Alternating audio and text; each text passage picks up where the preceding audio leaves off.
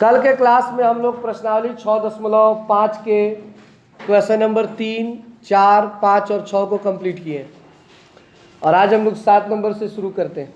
निकाल लेंगे किताब, छोटा छोटा है तो शायद पीछे दिखाई ना दे, किताब में देखेंगे। 7 नंबर क्वेश्चन है कि सिद्ध कीजिए कि एक समचतुर्भुज की भुजाओं के वर्गों का योग उनके विकर्णों के वर्गों के योग के बराबर होता है। देखिए यहाँ पे एक शब्द है जिसका नाम है समचतुर्भुज। पहले इसको थोड़ा समझेंगे कि समचतुर्भुज क्या होता है। इसके नाम से इसका परिभाषा झलकता है। सम मतलब होता है बाबू बराबर, सम मतलब क्या होता है, और चतुर्भुज मतलब चार भुजा, यानी कि वह चतुर्भुज जिसकी सभी भुजाएं आपस में बराबर हो। वह चतुर्भुज जिसकी सभी भुजाएं आपस में, मान लीजिए कि अगर ये चतुर्भुज है जिसका नाम है A B C D, A B C D,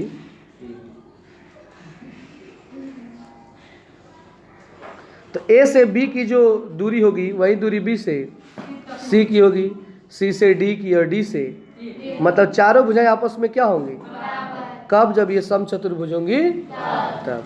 तो समझ गए होंगे समचतुर्भुज क्या होता है, जिसकी चारों भुजाएं आपस में बराबर हो। अब यहाँ पे सवाल ये कह रहा है कि इनके भुजाओं के वर्गों का योग, इनके भुजाओं के वर्गों का योग। अब चतुर्भुज में कौन कौन सी भुजा है, एक है ए बी, एक है बी सी, एक है सी डी और एक है डी ए चाहे ए डी, डी ए चाहे ए डी। तो चतुर्भुज में कितनी भुजाएं होती हैं, और ये चारों भुजा आपस में क्या है, तो कह रहा है कि इनके भुजाओं के वर्गों का योग, मतलब सभी भुजा को लिख करके उसमें वर्ग लगाना है। वर्ग मतलब स्क्वायर लगाना है, क्या लगाना है, और फिर योग, योग मतलब उसका जोड़ करना है। मतलब ये चार भुजा है, मान लीजिए पहला है A B, A B square, B C square, C D square, A D square, मतलब चारों भुजाओं के वर्गों का योग। इतना समझ गए ना। अब कह रहे उसके विकर्णों के योग के बराबर होता है, उसके विकर्णों के योग के। अब विकर्ण कहाँ होते हैं, आपको पता है विकर्ण कहाँ होते हैं जी। किसी भी चतुर्भुज के जो विकर्ण होते हैं वो कोना कोना पे होते हैं। जैसे ये एक है बी डी और एक है ए सी, एक है बी डी और एक है, तो कह रहा है कि इनके विकर्णों का योग, तो विकर्ण है ए सी, तो वर्गों, तो एक है ए सी का स्क्वायर प्लस बी डी का स्क्वायर, मतलब ये और इसके चारों भुजाओं के वर्गों का योग आपस में क्या दिखाना है, बराबर दिखाना है। यानी सब मिला के बात यही है कि आपको यही प्रूफ करना है कि A B square plus B C square plus C D square plus D A square चाहे ए डी बराबर ए सी स्क्वायर प्लस, ये तो इसकी चारों भुजाओं के वर्गों का योग है, और ये इसके विकर्णों के वर्गों का योग है। अब सवाल समझ में आ गया है ना, बोलिए सवाल समझ में आ गया है। अब इसे प्रूफ करना है। क्लियर, यहाँ तक कोई दिक्कत, ठीक है। यहाँ पे आप फिगर देख रहे होंगे, एक फिगर दिया है और इस फिगर में आपको दिखाई दे रहा होगा A B C D, A B C D, देख रहे हो ना। तो दिया है कि ये ए से बी, बी से सी, सी से डी और डी से, ये सभी आपस में क्या है, क्योंकि ये समचतुर्भुज है। और फिर इसके ये ए सी विकर्ण है और एक विकर्ण बी डी है, दिखाई दे रहा है ना। अब आइए इस फिगर के माध्यम से हम सवाल को सॉल्व करते हैं। सबसे पहला चीज यहाँ पे आप ध्यान देंगे, सबको पता है पाइथागोरस का प्रमेय कि कर्ण का स्क्वायर बराबर लंब का स्क्वायर प्लस आधार का स्क्वायर होता है। अच्छा, ये जो आप लोगों को फिगर जो दिखाई दे रहा है चतुर्भुज, अगर आपसे हम पूछें कि इसमें कितना त्रिभुज है तो आप क्या कहिएगा, इसमें 4 त्रिभुज है। कितने त्रिभुज है जी, चारों के चारों समकोण है। चारों के चारों क्या है, समकोण का अर्थ होता है, यहाँ पे देख लीजिएगा 90 डिग्री कोण बनता है। कितना डिग्री, चारों तरफ कितना डिग्री, 90 डिग्री का बनता है। और इसमें हमारे पास 4 त्रिभुज है। यहाँ पे हम थोड़ा सा मिस्टेक हो गया है, वो यहाँ पे छूटा हुआ है। क्या छूटा हुआ है, थोड़ा सा आप जब उतारेंगे तो लगा लीजिएगा, ठीक है ना। तो देखिए इसमें 4 त्रिभुज है। एक है ए ओ बी, क्या है? दूसरा है बी ओ, तीसरा है सी ओ डी, और चौथा है डी ओ ए, अच्छा है ए ओ डी। 4 त्रिभुज दिख रहा है ना जी? अब बोलिए 4 त्रिभुज दिख रहा है। अभी हम चलते हैं इसके पहले त्रिभुज में। पहला त्रिभुज है ए ओ बी, देख रहे हो? अगर आपसे हम पूछें कि ए ओ बी में सबसे बड़ी भुजा कौन दिख रहा है? ए बी दिख रहा है। कौन? देखो ये जो है छोटा है, ये दोनों क्या है? ये बड़ा है, ये क्या है? तो किसी समकोण त्रिभुज में जो बड़ा होता है वो क्या होता है? वो क्या होता है? वो कर्ण होता है। क्या होता है? और पाइथागोरस साहब कहते हैं कि पहले लिखना है कर्ण का स्क्वायर, तब लिखना है लंब का स्क्वायर, और तब लिखना है। तो इसमें जो कर्ण है वो क्या है? तो हमने क्या लिख दिया? ए बी का स्क्वायर। कोई दिक्कत?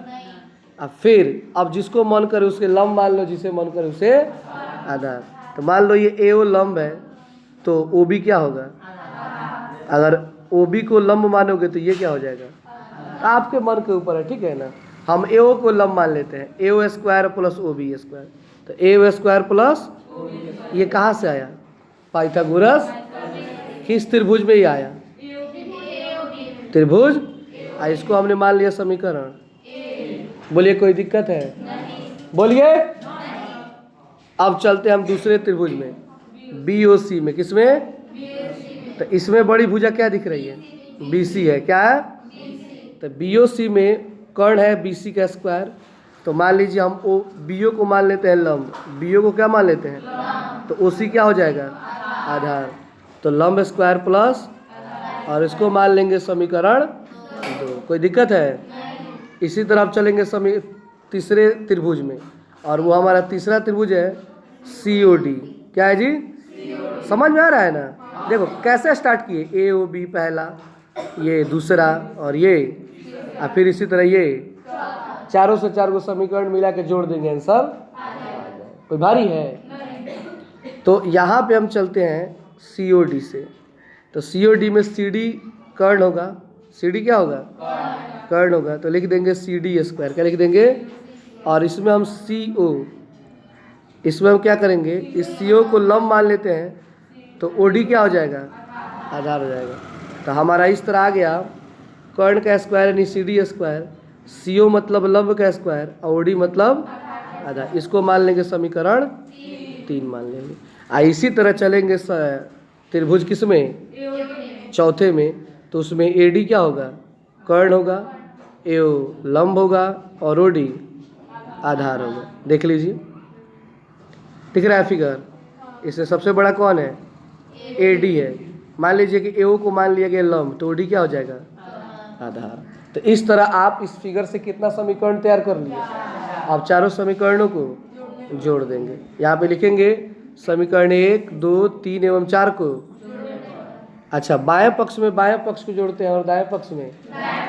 अगर आप यहाँ पे ध्यान से गौर करें तो देखिए समीकरण 1 में बायां पक्ष क्या है? समीकरण 2 में बायां पक्ष क्या है? इधर सी डी स्क्वायर, और इधर। तो इन चारों को एक जगह जोड़ेंगे, इन चारों को। क्यों? क्योंकि बाएं पक्ष को एक जगह जोड़ते हैं और दाएं पक्ष को एक जगह। और ये सब आप देख रहे हो, ये कौन सा पक्ष है? तो दू दू दू दू 4 दू 6 दू, ये कै गो है? 4 गो है। समझ में आ रहा है ना?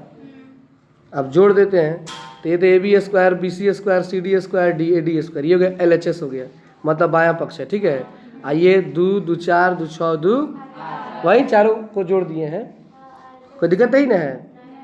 अब देखिए इसके बराबर में आपको लाना है ए सी स्क्वायर प्लस, ये आपको कहीं से लाना है, क्योंकि ये तो इसके चारों भुजाएं हैं, है ना? तो चारों भुजाओं के वर्गों का योग, चारों भुजाओं के वर्गों का बराबर दिखाना है उसके विकर्णों के वर्गों का। तो विकर्ण इसका ए सी और क्या है? बी डी है। समझ गए? तो ये तो आ गया है, अब यही लाना है। तो चलिए अब क्या क्या करते हैं इसके लिए। अच्छा बताइए, ए गो ओ ए स्क्वायर यहाँ पर है, ए गो ओ ए स्क्वायर यहाँ पर है, तो कै गो ओ ए स्क्वायर होगा? 2 होगा। तो 2OA²। अच्छा, एक OB² और एक OB², कय गो होगा? तो हम डायरेक्ट पहले कॉमन क्या ले लिए हैं, क्योंकि दो को सब है, 2OB² दिख रहा है, हाँ, और 2OC और 2 तो सब में कॉमन क्या होगा? 2 होगा ना। और उसके बाद हम क्या करेंगे, OA² और OC² को मिला करके, जैसे एक OA², हम OC की जगह OA समझ लें तो क्या दिक्कत है? क्योंकि देखिए साइड में लिखा है OA बराबर OC, और शुरू में ही बताया गया है कि यह एक समचतुर्भुज है, और समचतुर्भुज के सब का सब आपस में क्या होता है? बराबर ही होता है, ठीक है ना। जैसे कि मान लीजिए हम यहाँ पे ये लाइन देख रहे हो, तो बीच में O है, बीच में क्या है? तो जितना O से A होगा उतना O से C की दूरी होगी। तो हम क्या करेंगे, OC की जगह OA लिख देंगे। OC की जगह जिस तरह O से B की दूरी होगी उतना ही O से D की, तो हम OD की जगह क्या लिख देंगे? OB लिख देंगे, OD की जगह OB। तो एक OA², आई मान लो ये OA है, तो एक OA² एक OA², एक OB² एक OB² होगा ना। अब ये अब दोनों में कॉमन क्या होगा? तो 2 बाहर निकलेगा, तो ये 2 दूना है, पहले से को 2 है ना, तो 4 इधर OA² प्लस OB², तो इतना हमारा ये आ गया, ठीक है। अब यहाँ पे ध्यान से समझना, 4 का हमने क्या लिखा है? 4, OA की जगह लिखा है AC/2, AC/2। इसको थोड़ा फिगर में ध्यान से समझिएगा कि आखिर OA की जगह AC/2 क्यों लिखे हैं।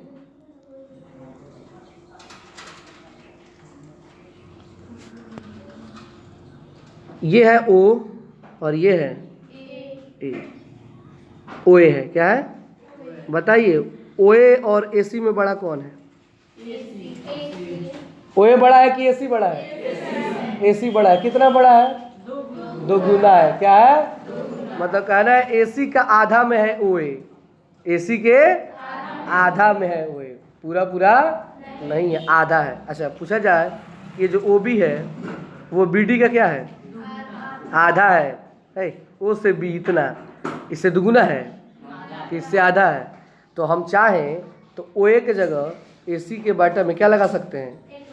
2, और OB के जगह हम चाहें तो BD/2 लगा सकते हैं। समझ गए बात को? तो OA के जगह AC/2 और OB के जगह BD/2 कहाँ से है? समझ में आ गया ना।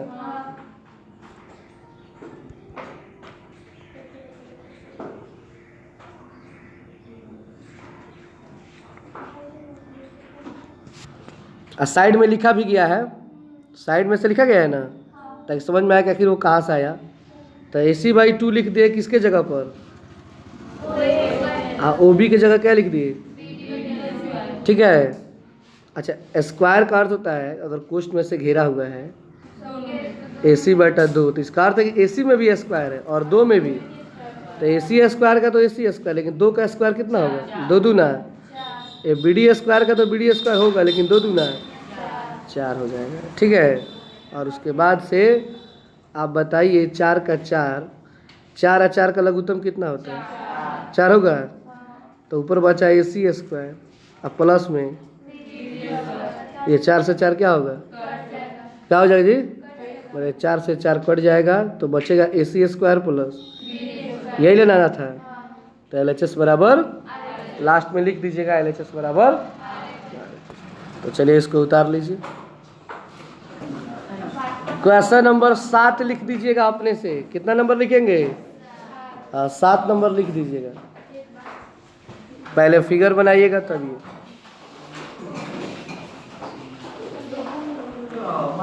फिगर बनाने के बाद एक काम कीजिएगा, पहले फिगर बनाइएगा। फिगर बनाने के बाद हम बोलेंगे सिद्ध करना है और रचना, तब इसको उतारिएगा उसके बाद में। क्योंकि आपको बताए हैं कि जिस सवाल में अगर फिगर ना दे तो उसका रचना लिखना पड़ता है।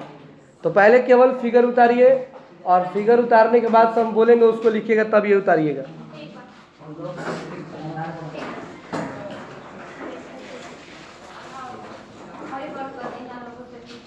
यहाँ में बीच में ओ कर दीजिएगा, क्या कीजिएगा, ओ।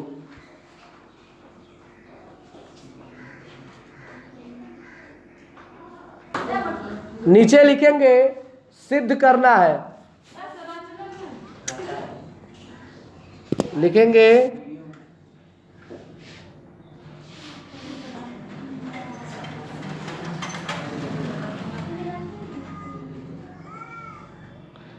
सिद्ध करना है।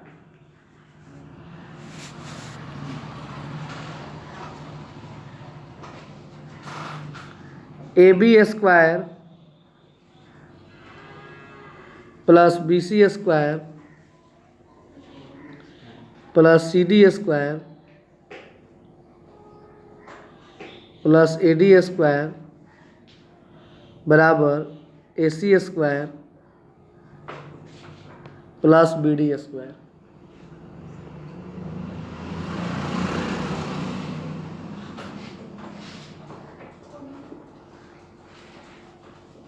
हो गया। चलिए अब नीचे लिखेंगे रचना। बोल रहे हैं, लिखिए।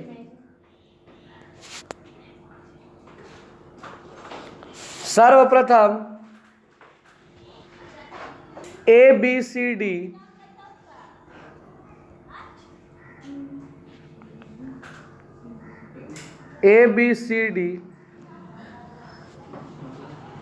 एक समचतुर्भुज बनाया।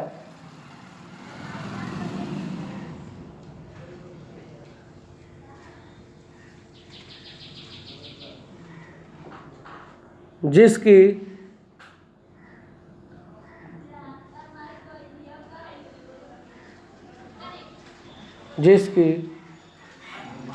दो विकर्ण, जिसकी मत लिखिएगा, जिसके लिखिएगा, जिसके दो विकर्ण AC और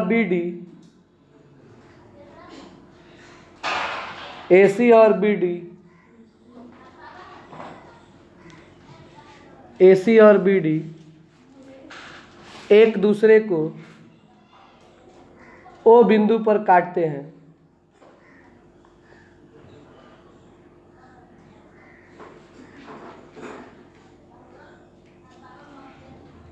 O बिंदु पर, और उसके बाद इसको उतार लीजिए। प्रमाण लिख के उसको उतारिएगा। पहले प्रमाण लिखिएगा, अब प्रमाण लिखने के बाद इसको उतारिएगा।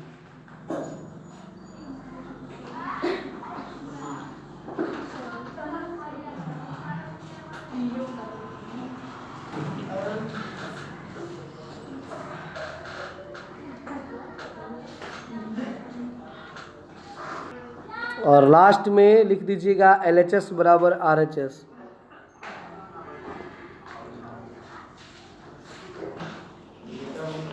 और आज के लिए अंतिम प्रश्न है 8 नंबर। ये आकृति में त्रिभुज ABC के अभ्यंतर में, बाबू एक शब्द है अभ्यंतर, इसको हम लोग अंग्रेजी में कहते हैं इंटरनल। क्या कहते हैं? आप लोग मोबाइल चलाते होंगे तो उसमें लिखता है इंटरनल एक्सटर्नल मेमोरी कार्ड में। इंटरनल मतलब होता है जो अंदर होता है मोबाइल के अंदर, एक्सटर्नल जो मेमोरी कार्ड लगाया जाता है। तो अभ्यंतर का अर्थ होता है अंदर। क्या होता है? स्थित कोई बिंदु O है। आप ये फिगर देख रहे होंगे, आप देखेंगे उसके अंदर कोई बिंदु O है बीच में, ठीक। और फिर कह रहा है कि तथा OD लंब BC, OD लंब यानी जो OD है आप देख सकते हो किस पर लंब है? देखो BC पर खड़ा है OD, दिखाई दे रहा है OD जी, ठीक है।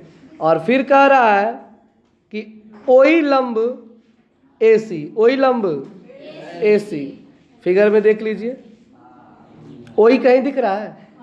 उसके ऊपर खड़ा, AC के ऊपर खड़ा है वो, तो वो उस पे लंब है, वो उस पे। और तीसरा है OF लंब AB, OF लंब, तो देख लो AB के ऊपर कौन खड़ा है? तो हम क्या देखें कि फिगर से कि BC के ऊपर है OD, इस BC के ऊपर कौन है? इस AC के ऊपर है OE, और इस AB के ऊपर है ना। ये आपके फिगर में दिया हुआ है। और इस फिगर की सहायता से आपको प्रूफ करना है O A square plus O B square plus O C square minus O D square minus O E square minus O F square बराबर में A F square B D square plus इतना आपको proof करना, ठीक है ना। खैर कुछ भी नहीं है, बिल्कुल ये इजी सवाल है। सबसे पहले सवाल को बनाने के लिए इसमें थोड़ा सा रचना करना होगा। करना क्या होगा, ओ ए ओ बी और ओ सी को मिलाना पड़ेगा। ओ से ए को मिला देंगे, ओ से बी को मिला देंगे, ओ से किताब में ये नहीं मिला है, ये फिगर किताब में दिया होगा, आप लोग देख लीजिए, किताब में दिया है ना, लेकिन मिलाया नहीं होगा। तो हमने ओ से ए को मिलाया, बी को मिलाया और सी को मिलाया। फिगर दिखाई दे रहा है ना। आइए अब चलते हैं। पहला त्रिभुज ए ओ एफ में त्रिभुज पाइथागोरस, तो पहले तो खोजते हैं ए ओ एफ है कहाँ।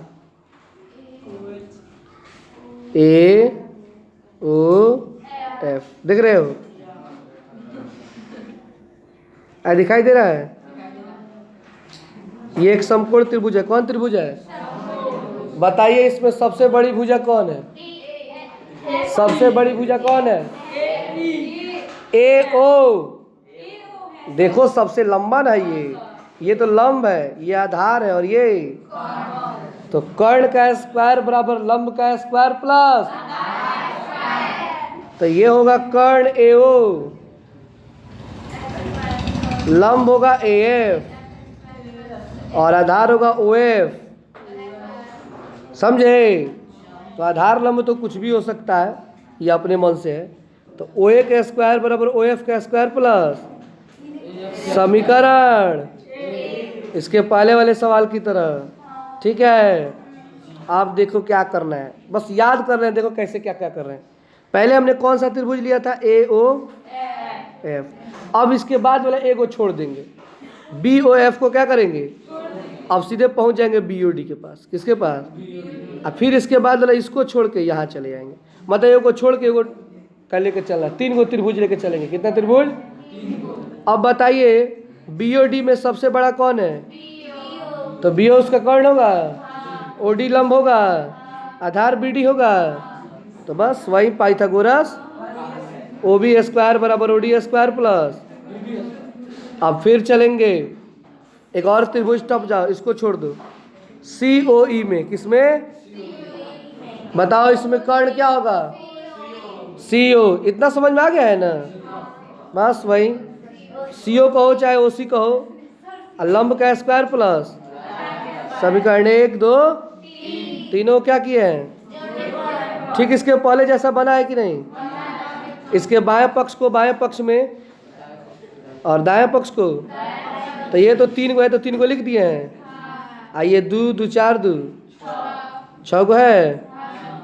ठीक, ये जैसे अब इसको उसी तरह, कोई दिक्कत है इसमें? अच्छा बताइए, ओ डी प्लस में है, बराबर किधर आएगा तो होगा कि नहीं? ओ ई प्लस में इधर आएगा तो, और ओ एफ प्लस में इधर आएगा तो 3 गो इसमें से निकल गया, तो इधर क्या बचा? A F square B D square और क्या बचा? देखिएगा, आपको यही ना प्रूफ करना था, किताब में मिला लीजिए, यही ना प्रूफ करना है। भारी है जी। बस 6 गो त्रिभुज है, एगो लेके चलो, एगो छोड़ दो, फिर पहला तीसरा पांचवा, पहला तीसरा और तीनों को जोड़ दो, सवाल का आंसर समझ गए ना बात? ये पहला प्रूफ हो गया। अब चलते हैं, इसमें 2 सवाल दिया है, एक और प्रूफ करना है, देख लो। ये A F square plus B D square plus बराबर A E square plus C D square plus. अब जो हमने ये प्रूफ किया है ना, इसको क्या मान लिया है? तो चलेंगे समीकरण 2 नंबर बनाएंगे, तो समीकरण और समीकरण 4 को उतार देंगे। ये टोटल क्या है? यही ना है जी? बोलिए। अरे अंतर यही हुआ कि जो इधर है ना, उसको इधर कर लिए, ठीक है, अब ये जैसे है वैसे में आप मन करे तो यहाँ पे उतारते चल सकते हो, ठीक है ना, इससे कोई दिक्कत नहीं, आपके ऊपर है। इधर देखिए ओ ए स्क्वायर और ओ ई स्क्वायर को मैंने एक जगह कर दिया है, फिर ओ बी स्क्वायर और ओ सी स्क्वायर और ओ डी स्क्वायर को, और ओ बी स्क्वायर और ओ एफ स्क्वायर को। अब क्यों किया है इसका कारण अभी आपको मिल जाएगा। ओ A square minus O E square, आखिर इसके जगह लिखा गया है ए ई स्क्वायर। क्या लिखा गया है? ये कैसे आया, क्यों आया, ये कैसे आया, आइए इसको समझते हैं इसके फिगर में। याद रखेंगे ओ A square minus O E square,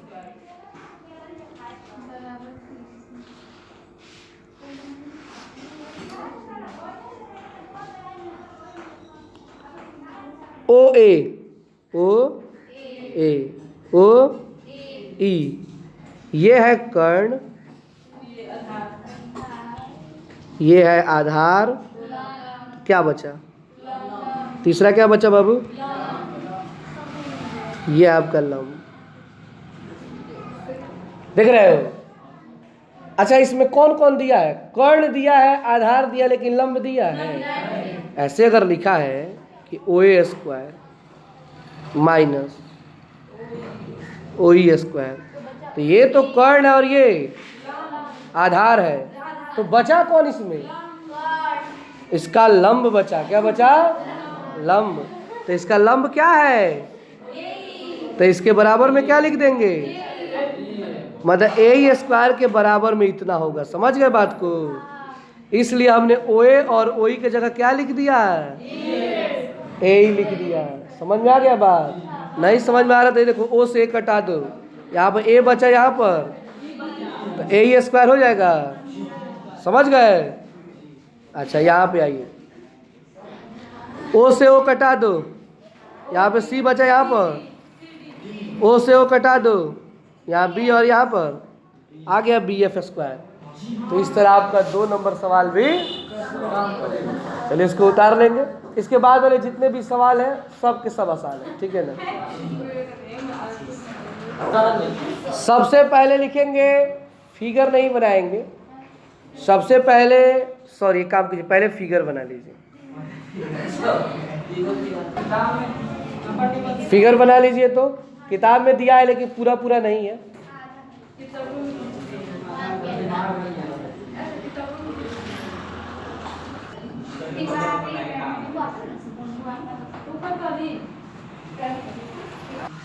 प्रमाण लिख के इसको उतारिए।